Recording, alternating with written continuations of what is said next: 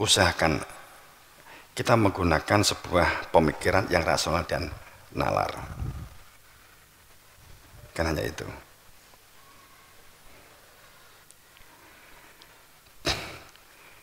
Di dalam kehidupan beragama, adin dalam petunjuk dari guru kita, dari Al-Quran dan Al-Hadis, bahwa inti sebuah tatanan lahir itu adalah wala tatafaroku. Ini kan pedoman utamanya, wala tatafaroku, tidak berpecah belah. Intinya sebuah syariat itu adalah tidak berpecah belah. Itu intinya syariat yang diwasiatkan semua nabi dan semua rasul. Tadi pertama, jangan menjadi manusia yang kaku dan beku, gitu ya. Kemudian yang kedua, jangan menjadi manusia yang meremehkan, yang suka meremehkan dan menyepelekan serta merendahkan sesuatu. Terkadang orang itu memiliki perilaku begini. Saat kita tidak mampu, saat orang itu memiliki kecenderungan meremehkan, menyepelekan dan merendahkan sesuatu atau orang lain, memiliki kecenderungan psikologi bagi seseorang itu biasanya dia akan menghindari tantangan atau rintangan. Hidup ini memang penuh rintangan, penuh tantangan, penuh rintangan. Sebab kalau rantangan itu catering.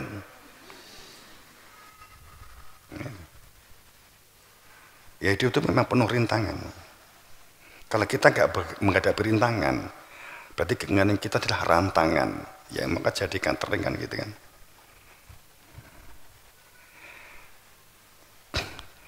Hindari menjadi orang atau manusia yang meremehkan sesuatu,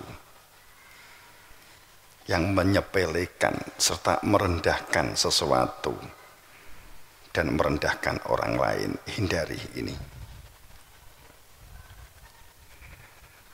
Seringkali kita menyepelekan atau merendahkan sesuatu, padahal dari sesuatu yang kecil itu, sesuatu itu menjadi besar.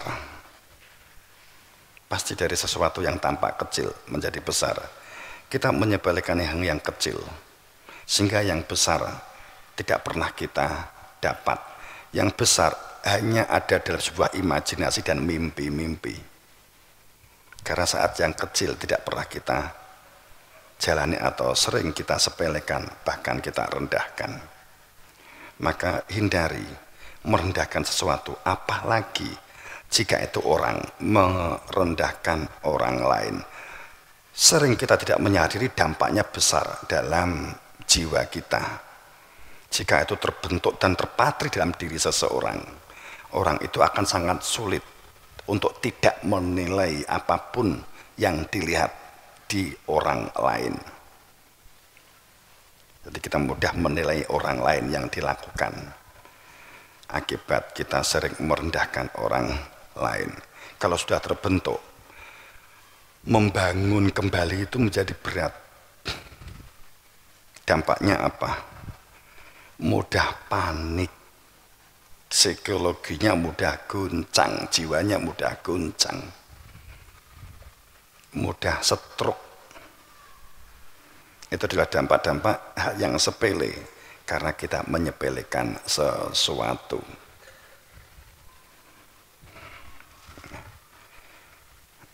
Itu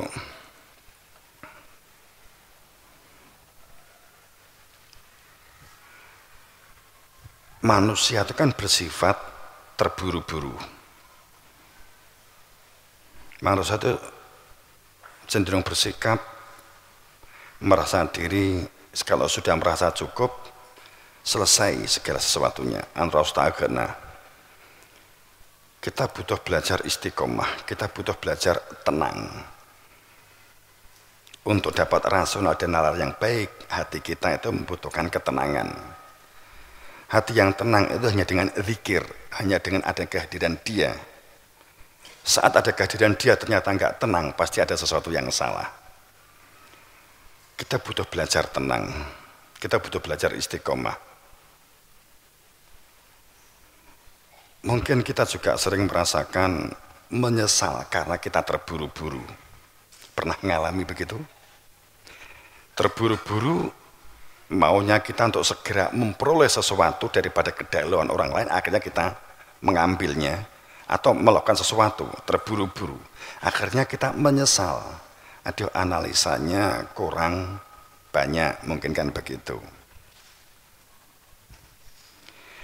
Mungkin kamu pernah merasakan marah, pernah, dan pernah menyesal akibat marah. Setelah marah menyesal, maka kita belajar untuk tidak dikendalikan oleh marah, karena kita juga pernah mengalami, bahkan sering mengalami menyesal karena marah. Kadang-kadang begitu. Itu kalau itu kan psikologi dasar. Maka kita menjadi manusia yang berjuang dengan rasional dan nalar, berjuang dengan kepedulian, ya. Itu hal yang sepele, tapi jangan disepelekan. Komunikasi dan peduli itu hal yang sepele, itu barang langka. Sekarang ini peluang-peluang, bahkan kegiatan-kegiatan berdunia dalam kehidupan, di dalam sistem marketing, sistem koneksi, ya, untuk dapat saling percaya dan dipercaya. Sekarang ini kekuatan di zaman ini itu kan koneksi itu ada di jujur, di perilaku jujur, perilaku tulus, perilaku ini yang sekarang ini menjadi momen. Jujur, tulus, sungguh-sungguh, kemudian konsisten. Oh, ini butuh belajar. Konsisten itu terus-menerus kita melakukan sesuatu mulai dari yang kecil, belajar dari hal yang kecil, terus enggak mengantisipasi rasa jenuh kita abaikan, tetap kita dengan rajin menjalankan sesuatu, sehingga kita siap menjadi manusia yang berjuang, bukan menjadi manusia yang hanya siap diperjuangkan. Jangan pernah tersandung hal-hal yang sudah berada di belakang. Manusia itu sering tersandung hal-hal yang sudah berada di belakang. Bedanya orang pintar dan orang cerdas kan di sini. Orang pintar, kamu dengan banyak membaca sebuah sistem, maka kamu akan memiliki referensi yang banyak. Tapi untuk mengkolaborasikan menjadi sebuah solusi kehidupan kamu memerlukan kecerdasan. Orang pintar hanya cukup dengan buku, kamu akan pintar membuat alur, sistem, mekanisme. Tapi untuk menjadi orang cerdas, kamu memerlukan pengalaman, kamu memerlukan experience. Orang cerdas adalah kemampuan komprehensivitas, sehingga orang yang komprehensivity bingung weh. Orang yang pintar itu adalah orang yang memandang dari sebuah konsep dan teks yang telah ditelan menjadi sebuah bacaan. Itu diperlukan, iya. Tapi untuk menjadi cerdas butuh kolaborasi, butuh disinergikan dengan pengalaman.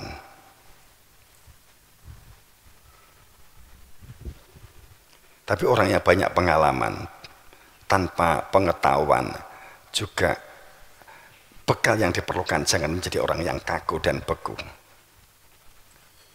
Maka jangan tersandung dengan hal yang sudah berada di belakang kamu, karena kemudian menjadi putus asa. Orang kan sering tersandung sesuatu yang sebenarnya sudah dilewati. Orang yang mudah stres itu kan tersandung sesuatu yang telah dilewati.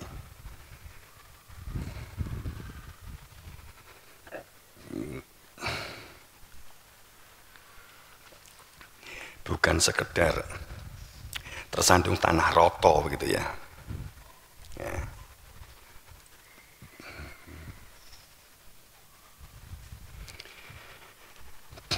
Kenapa sih kita menghindari sebuah perilaku-perilaku menyepelekan, merendahkan ya? Itu Kanjeng Nabi sendiri kan sangat melarang perilaku-perilaku merendahkan orang lain.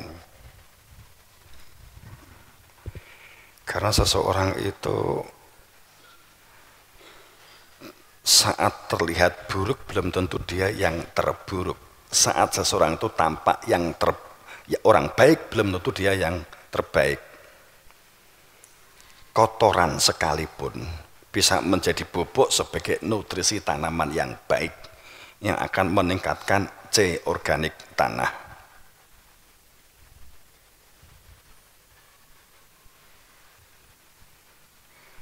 Susu yang tumpah tetap warnanya putih, tidak akan berubah warna. Tapi bukan berarti susu itu dapat kita minum setelah dia jatuh ke tanah. Wes iso ngembangke. Ya. Itu kan kalau kita itulah sebuah perilaku kenapa para nabi, para rasul wa ma arsalnaka ila rahmatan lil alamin, bahwa kami tidak mengutus semua rasul di muka bumi kecuali dia itu kami utus sebagai rahmat untuk kehidupan. Rahmatan lil alamin, rahmat untuk kehidupan, rahmat untuk alam. Lil alamin disebut rahmat sebagai alam, rahmat alam semesta.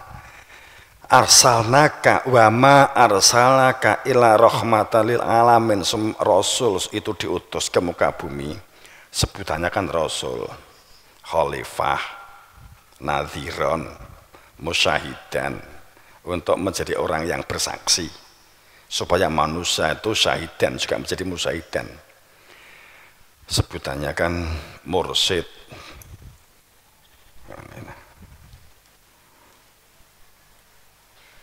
Ya kalau rasul khalifah wa ma arsalnaka ila rahmatan lil alamin. Seandainya enggak jumbo dengan kalimat mursyid yang sekarang, ya mursyid itu sebenarnya para nabi, para rasul. Tapi kalau sekarang kita katakan bahwa para nabi itu mursyid kan menjadi jumbuh dengan yang definisi yang sekarang ini telah muncul. Mimnya menunjuk kepada pelaku, rasyidnya orang yang terus menerus di dalam cengkraman hidayah, yang mengetahui persis tentang hidayah bukan dari buku dan kitab, tapi karena dari Tuhan sendiri. Wa ma arsalnaka ila rahmatan lil alamin. Rahmat bagi alam semesta dikarenakan alasannya adalah karena ngasto al ilmu lil alamin dari kata ain lam min ilmu, sehingga semua aktivitas kehidupan berdunia ini adalah rahmat bagi alam semesta jika telah mengetahui ilmu, sehingga dibuka hakikat kehidupan, hakikat manusia, hakikat dunia, hakikat akhirat akan terbuka dengan pasti atas sebuah bukan definisi tapi kepastian adanya hakikat.